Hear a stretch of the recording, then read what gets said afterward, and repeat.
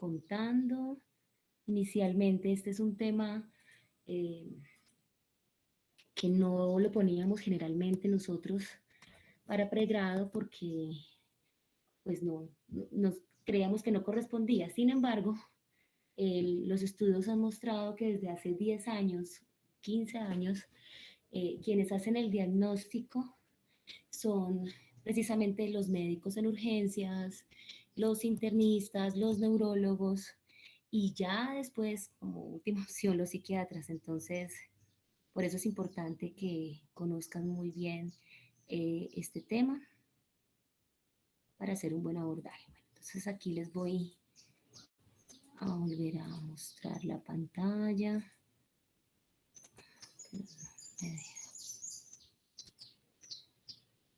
Ok, sí, ahora sí.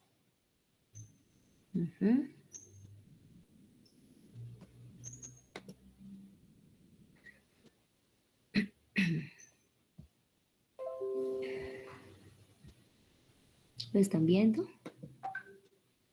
Sí, doctora. Perfecto, gracias.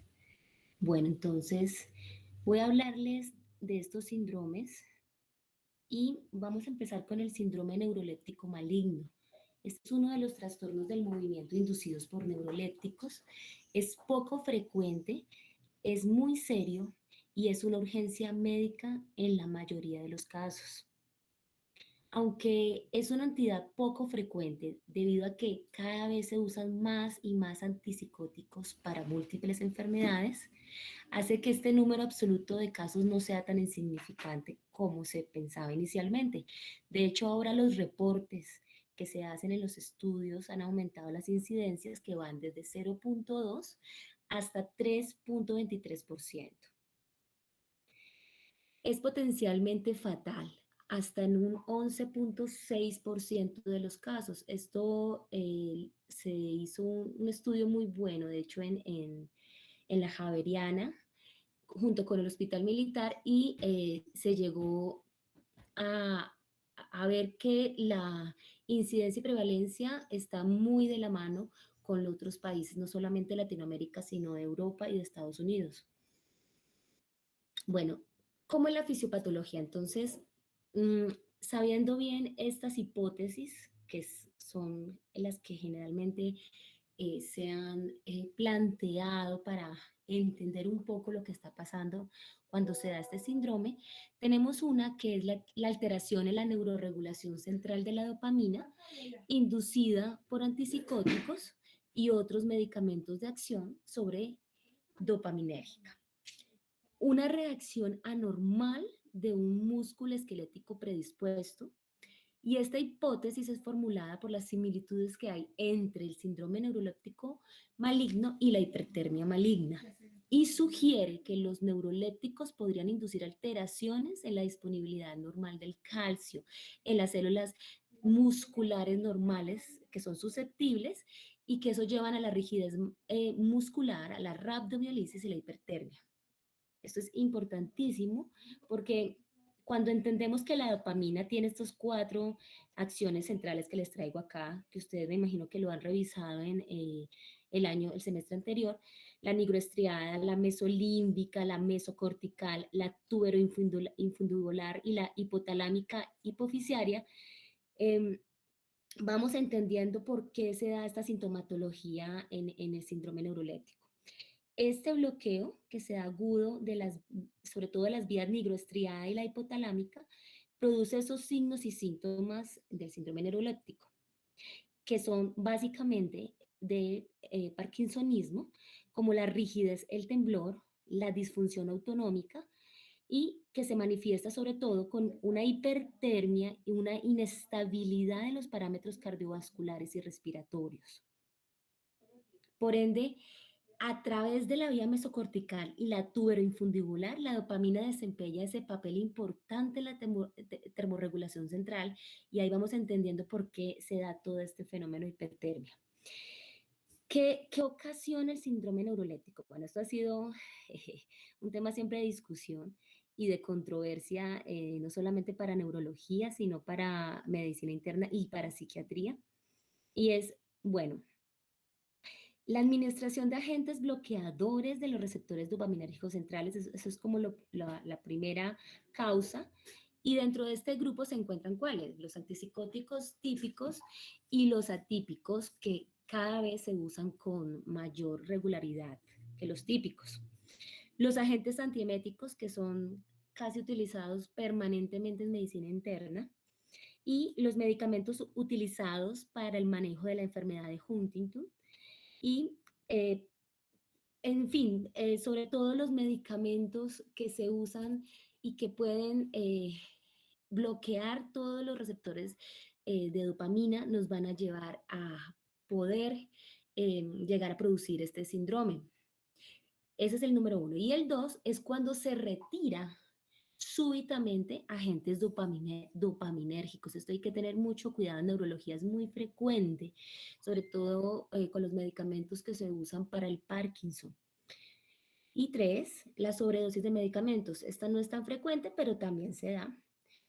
Otras que son causas ya muy poco frecuentes, pero es bueno que ustedes las sepan, es por sobredosis de algunos medicamentos, de anfetaminas, em, y de otros medicamentos que a veces pues se utilizan, pero no es tan frecuente que esto pase. Entonces, es casi que como diagnóstico de descarte pensar en estas causas, es muy raro.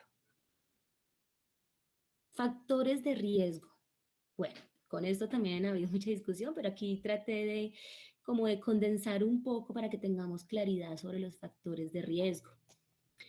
Con el uso de neurolépticos, ¿qué es importante aquí? Resulta que hace unos 20 años, o sí, más o menos unos 20 años, aunque todavía en algunos hospitales psiquiátricos se hace lo que se llama la aloperidación rápida, o sea, poner aloperidol en una forma rápida, supuestamente para producir un bloqueo rápido y poder actuar rápidamente la psicosis. Eso se vio que eso solamente conllevaba a tener un montón de efectos extrapiramidales y no tenía ninguna ganancia hacerlo de esa forma. Entonces, eso ha ido disminuyendo. Las altas dosis ya no se usan de esa forma, ni el incremento tan rápido, sino que ya se hace más pausadamente, pero cuando se hace, entonces eso es un factor de riesgo importante.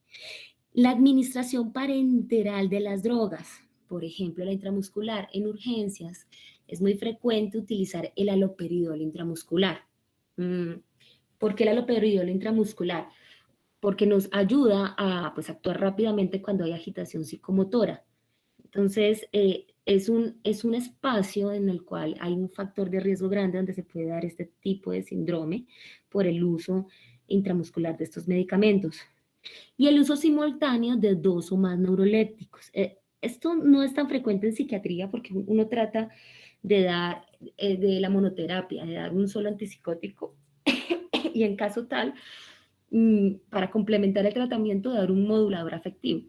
Pero hay casos en los cuales sí toca dar dos antipsicóticos cuando hay pues un casos que lo ameritan y pues ahí sería un factor de riesgo. El cambio antipsicótico.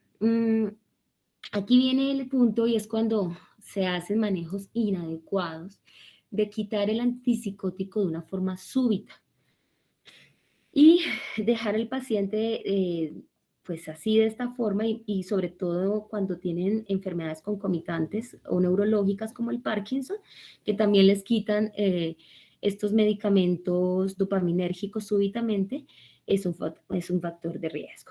Y el uso concomitante con litio. Diversos estudios que nos han señalado que los adolescentes y los jóvenes, especialmente los hombres, tienen mayores reportes que las mujeres y la población geriátrica. El antecedente del síndrome neuroléptico maligno predispone a su nueva aparición. Esto también es importante para registrarlo muy bien en los antecedentes personales. La deshidratación ha sido un ítem muy importante y se ha visto que está asociado específicamente a hacer este síndrome las alteraciones electrolíticas, los traumas, la infección, la desnutrición, el alcoholismo con la desnutrición, las fases premenstruales en las mujeres, la hiperactividad simpático-adrenal. También han sido factores independientes en casos de síndrome neuroléptico maligno. Las variedades de anormalidades estructurales y funcionales cerebrales, todo lo que sea, nos dé vulnerabilidad neurológica, o encefalitis, VIH, trastornos orgánicos cerebrales por tumores, todo esto incrementa la susceptibilidad de hacer un síndrome neuroléptico maligno. Por eso es que yo soy tan insistente cuando los pacientes en cuidado intensivo con alguna de estas lesiones neurológicas o vulnerabilidad neurológica y hacen delirium, tener mucho cuidado con los neurolépticos de no dar dosis altas de dosis de antipsicótico cuando son delirium y dar la dosis bajas solo para manejo de síntomas. Bueno, clínicamente, ¿qué se ha visto? El síndrome neuroléptico, entre las 24 y las 72 horas, más o menos, se detecta, pero puede darse en otro momento, después de la administración del neuroléptico. Es raro que ocurra después de 2 semanas de la exposición al neuroléptico. Por eso es que generalmente estos casos no los detectamos los psiquiatras en consulta externa, porque no llegan a los 2 o 3 días de estar tomando el neuroléptico, sino que ya llevan un mes o más tiempo, y sí lo detectan en el servicio de urgencias o el médico que está viendo al paciente en medicina general. Bueno, los casos que son antipsicóticos de depósito, que no son tan frecuentes, pero a veces toca darlos, como la pipotiacina o el Risperdal. En estos casos sí de pronto podemos detectarlos con más claridad nosotros, los psiquiatras. En casos ya no complicados o cuando son de manifestaciones leves, el curso es entre 7 y 10 días después del neuroléptico, mientras que en casos de los de depósito puede durar hasta un mes, precisamente mientras hace el efecto del neuroléptico. Las 4 características que definen el síndrome neuroléptico son estas: síntomas motores, alteración del estado de conciencia, hipertermia e inestabilidad autonómica. Fíjense bien, mis queridos estudiantes, que estos, así como lo ven ustedes, pues van a encontrar por lo menos unas 7 enfermedades más y síndromes más muy similares. Por eso a veces para el urgenciólogo es tan difícil hacer un diagnóstico preciso, pero trataremos de acercarnos cada vez más al diagnóstico y a la precisión. Los síntomas motores. Entonces está la rigidez, puede ir desde el rango de la hipertonicidad muscular hasta la rigidez severa. La característica motora es la rigidez, es como si fuera un tubo de plomo, así se describe, porque se incrementa el tono muscular con resistencia al movimiento pasivo. Eso es importante hacerlo en el examen físico y ver este síntoma motor.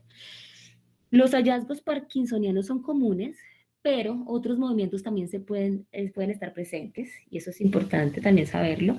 La disfunción neurológica incluye también temblores, reflejos anormales, la bradicinesia, la corea, hay distonías, hay nistagmos, disfagia, disartria, afonía y convulsiones.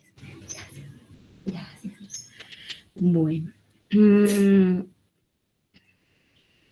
La grave rigidez muscular puede llevar a una disminución en la expansión de la pared torácica con hipoventilación y taquipnea o infección pulmonar secundaria. Por eso es tan importante que cuando detectemos este tipo de síndromes sea llevado inmediatamente a una unidad de cuidado intensivo para que no se nos vaya a morir ahí en el servicio de urgencias. La alteración del estado de conciencia. Aquí, pues todos los que han pasado por psiquiatría deben saber hacer muy buen examen mental y muy buen examen neurológico. Los cambios en el estado mental van desde el rango de la confusión, puede haber un delirium franco y nos llega con todos los síntomas de delirium, pueden haber síntomas desde estupor o coma y algunos casos reportan agitación catatónica y estupor.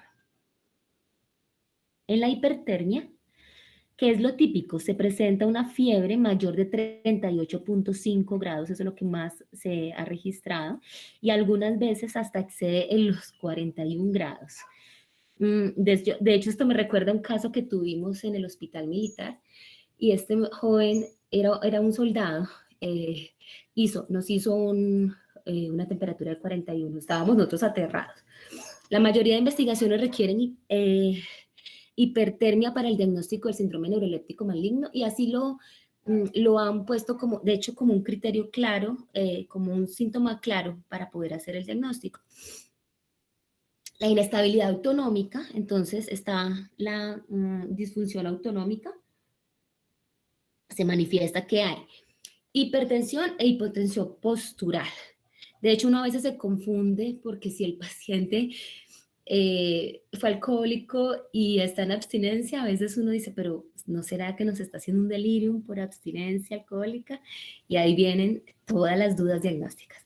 Variabilidad en la tensión arterial, hay taquicardia, taquipnea, cialorrea, diaforesis, hay palidez, hay incontinencia urinaria, todo esto ustedes lo van a ver, esta inestabilidad autonómica. Entonces, aquí les traigo, esos criterios del DSM-4 están muy similares a los del DSM-5.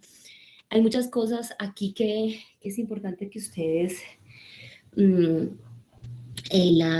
como que las aprendan de una forma rápida y de una forma muy coherente. Entonces está la aparición de rigidez muscular intensa y fiebre elevada asociada con la toma de medicación neuroléptica. Esto es muy claro. Por eso uno tiene que preguntar siempre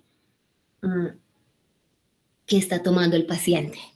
Y dos, los pacientes en psiquiatría o los pacientes que son formulados con medicamentos neurolépticos, no solamente por causas psiquiátricas, sino por otro tipo de enfermedades, a veces no se saben los nombres y se les ponen en muchas partes, sobre todo pacientes mayores de edad, se les ponen cadenitas o lazos o en la billetera el nombre del medicamento.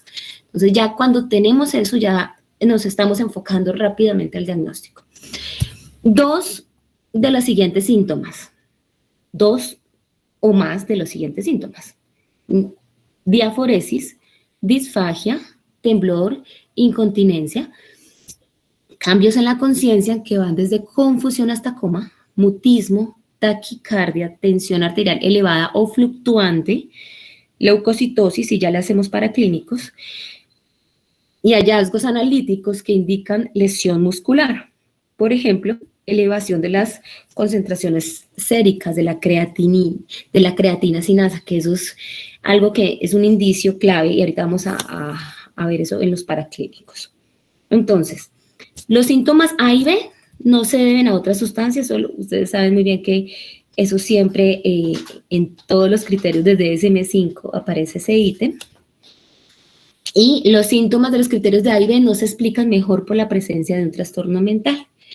Entonces aquí nos va enrutando a poder hacer el diagnóstico. Miren que eso se ve muy simple, pero en la medida en que entendamos como las dos cosas que nos diferencian de los otros síndromes, podemos tener siempre en cuenta esto en nuestras cabezas cuando nos lleguen estos pacientes y salvarles la vida por el riesgo tan alto que hay y lo potencialmente fatal que es. Bueno, esos criterios a mí me gustan. Se ven muy sencillos, yo sé, pero me encanta, a veces lo sencillo es lo más grande. Miren, los mayores, está fiebre, rigidez, elevación de las concentraciones de la creatina sinasa, punto, y claro. Y ya los menores, taquicardia, alteración de la tensión arterial o fluctuación, alteración del estado de conciencia, diaforesis y leucocitosis. ¿Listo? Bueno, los paraclínicos. Bueno, ustedes van a revisar artículos y van a encontrar un montón a veces de paraclínicos que se usan en urgencias para poder hacer el diagnóstico, pero los principales son estos. Los de laboratorios más consistentes son la leucocitosis en un rango entre 10.000 y 40.000 centímetros cúbicos, ¿sí? Y concentraciones elevadas de creatina sinasa esquelética, más de 1.000 unidades por litro, que por ende eso nos va a reflejar la rhabdomiolisis secundaria de la rigidez muscular de estos pacientes. Entonces, estos dos son los más importantes para ir enrutándonos a un buen diagnóstico. Y esos exámenes de laboratorio, este cuadrito me gusta mucho. Nos lo mostró la doctora Vargas en el Hospital Militar. Ella es residente, perdón, ella es psiquiatra de enlace, y hizo una revisión muy buena sobre este tema, precisamente por los casos que tuvimos en el hospital de estos jóvenes. Y miren aquí muy bien en esta tabla, que me encanta también por su sencillez para entender. Entonces están los básicos, que es la evaluación básica que hay que hacer. Uno siempre pone ahí examen físico, pero obviamente eso no es para clínico, pero uno lo pone como para que la gente no para que los médicos no se basen solamente en los paraclínicos. Acuérdense que siempre son complementarios. Los electrolitos séricos, las pruebas de función renal y hepática que hay que hacer siempre, el recuento celular completo y las concentraciones de creatina sinasa, el uroanálisis, la punción lumbar, el TAC y obviamente, si es necesario, una resonancia magnética cerebral, dependiendo de lo que nos salga en la TAC. Opcionales que son, dependiendo de la clínica y del otro que veamos y de la historia y de la anamnesis. Gases arteriales, estudios de coagulación, hemocultivos, pruebas toxicológicas, aunque yo la verdad las pruebas toxicológicas hoy en día casi que las pondría en básicas, concentraciones de litio y medición de hierro. Bueno, esta tabla también me encanta y quiero que si le pueden tomar foto, le tomen foto. Miren pues sí, se ve fácil, pero también hay que hacer un ejercicio mental. Mire, siempre se ha hecho una analogía entre la hipertermia maligna y el síndrome neuroléptico maligno. Miren por qué. Pues es muy parecido, pero quiero que vean las características clínicas que prevalecen en cada uno de estos para que luego logre hacer la diferencia. En la hipertermia maligna ocurre generalmente después de anestesia de estos, la succinilcolina y no con el uso de neurolépticos. Mire que ahí van viendo la diferencia. Con la catatonía letal, son síntomas similares, pero igual sin el uso de neurolépticos, no está el antecedente. El golpe de calor, igual, pero la piel es seca, había ausencia de rigidez, mire lo importante, obviamente hay calor. Con síntomas extrapiramidales y enfermedades de Parkinson graves. Hay ausencia de fiebre, hay leucocitosis y hay disfunción autonómica, pero mire que hay ausencia de fiebre. Con la infección del sistema nervioso central, que puede ser una encefalitis por alguna bacteria. Hay convulsiones y alteraciones cerebrales, eso es lo que predomina en ellos. Con reacciones alérgicas a cualquier medicamento. Hay exantema, urticaria prurito y eosinofilia. Ahí nos van rotando y nos va cambiando el diagnóstico. Cuando hay un delirium por anticolinérgicos, que esto también es muy frecuente. Entonces, en estos que hay ausencia de rigidez y concentraciones bajas de creatina, sinasa. Miren la diferencia con el síndrome neuroléptico. Ahora, la encefalopatía tóxica, que es generalmente la que más pues, se han reportado es por litio. Hay ausencia de fiebre y hay concentraciones bajas también de creatina, sinasa. ¿Listo? Esto es bien importante para hacer diagnóstico diferencial con estas entidades clínicas. Bueno, ahora les traigo paralelamente el síndrome serotoninérgico. Quise mostrarles el neuroléptico maligno porque es el que más nos lleva a tener desenlaces fatales cuando no se hacen diagnósticos ni tratamientos de una forma prematura. Y ahora les traigo el síndrome serotoninérgico, que es una condición que debe considerarse en pacientes con sobredosis de inhibidores selectivos de la recaptación de serotonina o en quienes usan la combinación de los IMAO con los tricíclicos o con la meperidina. Lo más frecuente que uno ve en la práctica clínica es los inhibidores selectivos junto a veces con tricíclicos. Desafortunadamente a veces se toca usarlos o se usan de una forma, es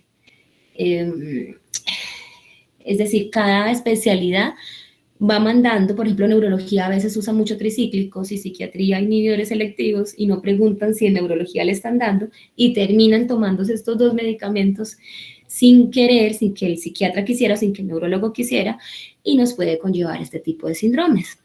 Miren este cuadrito que les traje acá, que me parece muy claro. O sea, aquí está condensado los criterios de DSM-5, de CIE-10 y todos los criterios que nos ayudan a entender el serotoninérgico. Miren lo importante. Cuando es muy leve, pues solamente se ven reflejos rápidos, se ve insomnio, náuseas, diarrea, sobre todo manifestaciones gástricas, y lo más frecuente es pacientes que usan estos medicamentos sencillamente para uso terapéutico, a la dosis que es. Pueden presentar esto. Cuando ya es leve, un poquito más grave, pueden haber clonus, hiperreflexia y sobre todo ellos lo manifiestan a uno en las noches. Puede haber ansiedad y por eso muchos pacientes dejan de tomar el medicamento y le dicen a uno, pero doctora, esto no era para quitar la ansiedad y por qué me da más ansiedad. Aquí ustedes van entendiendo qué está pasando.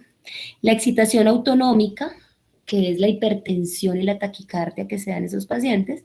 Y generalmente estos son usos que a veces no les dan tan adecuados y los usan de una forma, digamos, irresponsable. Muchos pacientes dicen, es que yo me sentí mal y me tomé 3 fluoxetinas, y me lo han dicho, me tomé 3 sertralinas, pero uno les dice, no, es que eso no es así, y pueden conllevar a este tipo de síntomas de una forma leve. Luego ya de una forma moderada están los clonus, más sostenido de las mioclonías y temblor, tanto de día como de noche. Hay agitación, hay midriasis, diaforesis y en algunas ocasiones puede haber fiebre, pero no mayor de 38.5. Aquí, sobre todo en pacientes que han intentado suicidarse o que han tomado por error dosis más alta de lo que se mandan, sobre todo en pacientes ancianos que se olvidan de haber tomado el medicamento y vuelven y lo toman. Y ya en la severa está la rigidez, la falla respiratoria, por eso aquí no es tan frecuente ya con el serotoninérgico, pero igual hay que prestarle mucha atención. El coma y la confusión que se ven en esos pacientes, la hipertermia severa y es sobre todo en pacientes que han combinado los IMAO con los inhibidores selectivos de la recaptación de serotonina, sobre todo eso se da en otros países. En Colombia ya, gracias a Dios, no se hace esa combinación.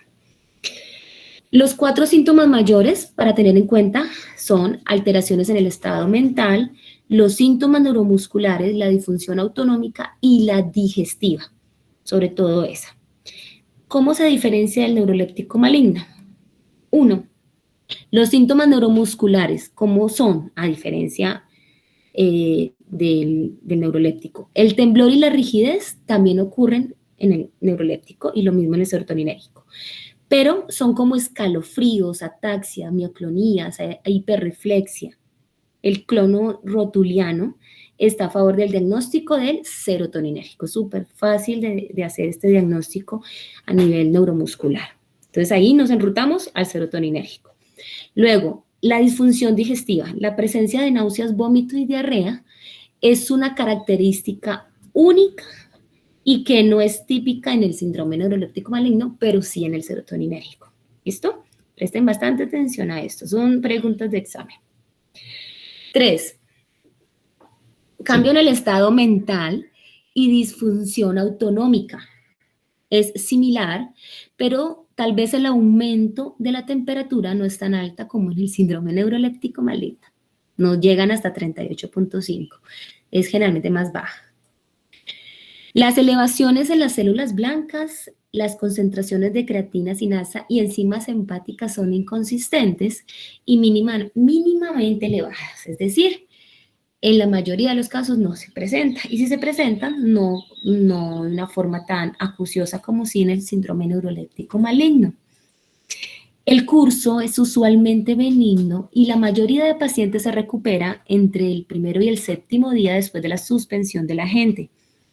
El manejo se realiza con soporte, suspensión de agentes serotoninérgicos, el manejo de la hipertermia con medidas físicas y la rigidez con benzodiazepinas, sí a veces toca utilizarlas. Tiene una mortalidad hasta del 12% y con adecuado manejo se puede dar una recuperación sin ningún tipo de secuelas. Ya el tratamiento en el neuroléptico maligno, ¿en qué nos tenemos que enfocar? Primero, es un manejo que es individualizado a cada paciente, dependiendo del cuadro clínico, su gravedad y la duración de los síntomas. El tratamiento esencial es el temprano reconocimiento, la pronta suspensión del factor desencadenante y su apropiado manejo. Yo por eso soy a veces recalcitrante con los pacientes y con los familiares de preguntarles si en verdad se están tomando el medicamento, y uno no puede contentarse con ver la formulita, uno tiene que decirles, usted de verdad está tomando esto, o está tomando más, o está tomando otros medicamentos, o medicamentos que no le estoy mandando, o de otros especialistas. Es tan importante saber qué toma el paciente, tan importante para poder hacer estos diagnósticos. Remover el agente causal del síndrome es casi que el primer paso, así que es con esto tenemos asegurado la vida del paciente en la mayoría de las veces, y nos va a impactar mucho para reducir la mortalidad. Cuando el síndrome neuroléptico se da por la suspensión abrupta de agentes dopaminérgicos, como los antiparkinsonas que van en contra del Parkinson, los medicamentos para el Parkinson, entonces, ¿qué tenemos que hacer? Pues reiniciarlos lo más urgente posible para precisamente evitar que no se nos vaya a complicar estos pacientes. Al ser una emergencia médica, el síndrome neuroléptico maligno, se genera una inestabilidad de los signos vitales y la falla autonómica. Su manejo debe ser usualmente en la unidad de cuidado intensivo, donde existe un seguimiento estricto de los signos vitales, la temperatura, el soporte hemodinámico y respiratorio necesario. ¿Listo? Perfecto. Bueno, muchas gracias. ¿Alguna pregunta?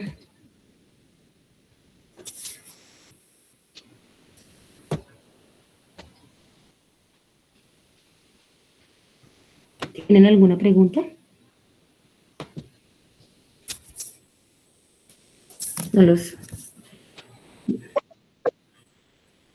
¿Sí me están escuchando? ¿Me están viendo? Sí, doctor. Perfecto. Listo. ¿Queda claro el tema? O sea, para poder hacer los diagnósticos diferenciales, poder saber qué hacer, cómo actuar, factores de riesgo, ¿sí? Sí, doctora. Perfecto. ¿Alguna duda, alguna inquietud? Doctora, sí tengo... habla si quieres. Sí, escucho. Aprovechen. Bueno, doctora, tengo dos preguntas. La primera es, ¿en cuánto tiempo como está bien definido el cuadro clínico del síndrome neuroléptico maligno? Bueno, lo ideal son las primeras 24 horas después de iniciado, o sea, los primeros 3 días.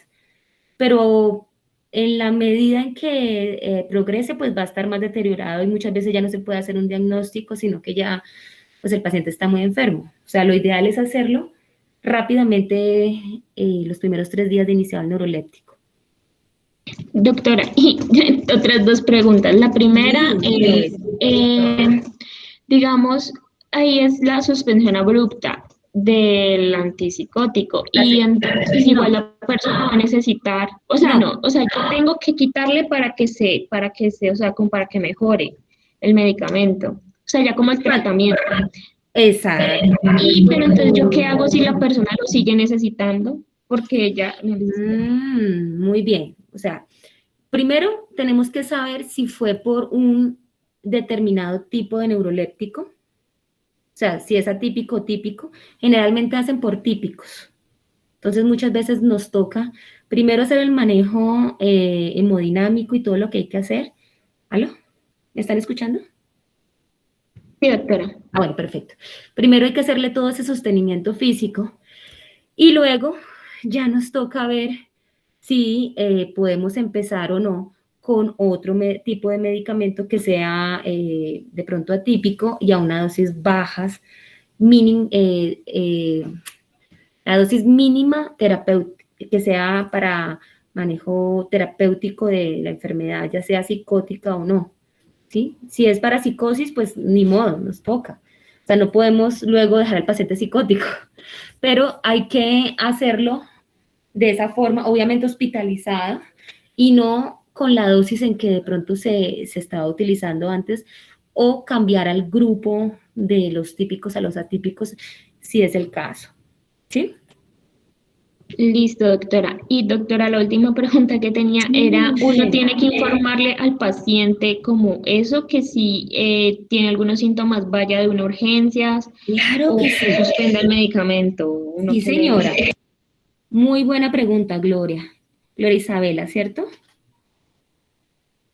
Sí, señora. Sí, eso se llama psicoeducación. Psicoeducación. Siempre hay que hacerla.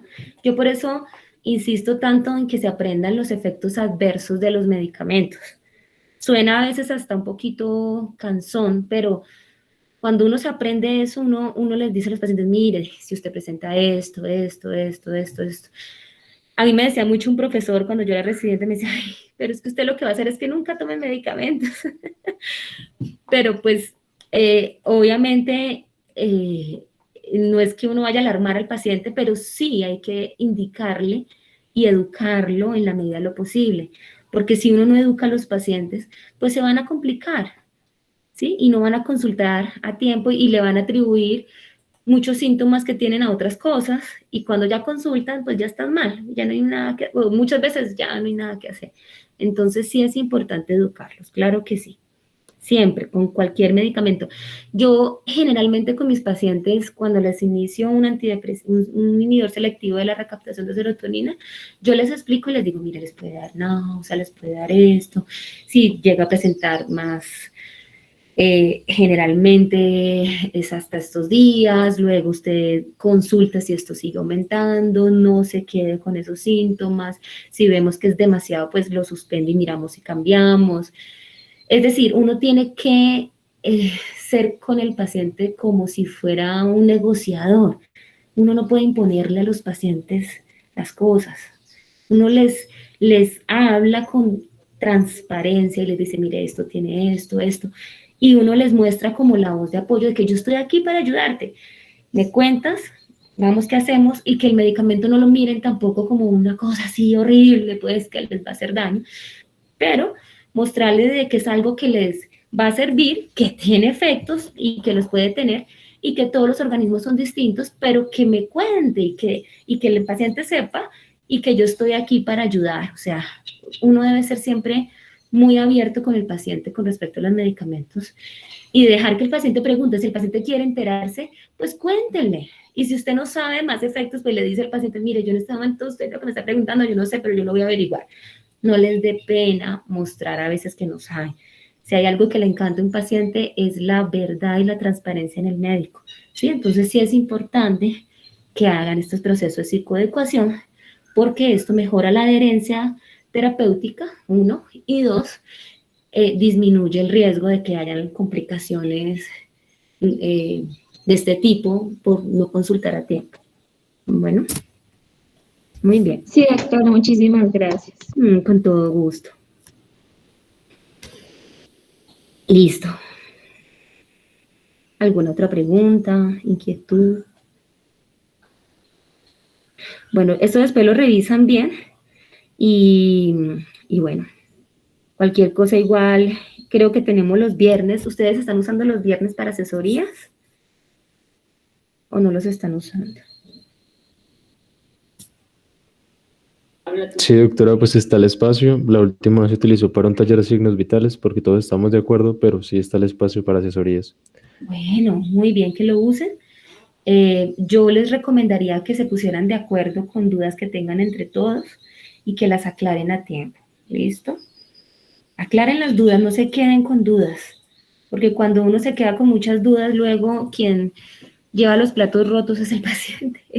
No, nada, ustedes pregunten, cuestionense, lean, indaguen y pues obviamente lo ideal es poder llegar siempre a claridad en todo. Hay muchas cosas que se van aclarando en el camino, pero entre más ustedes lean y estudien, lean los criterios de un lado, lean los criterios del otro y vayan como llegando a un consenso de cosas muy puntuales y claras, nos va a ayudar muchísimo a que pues ustedes salgan bien preparados. ¿Listo? Bueno, entonces, no es más por hoy y nos vemos la próxima semana. ¿O alguien más quiere preguntar algo?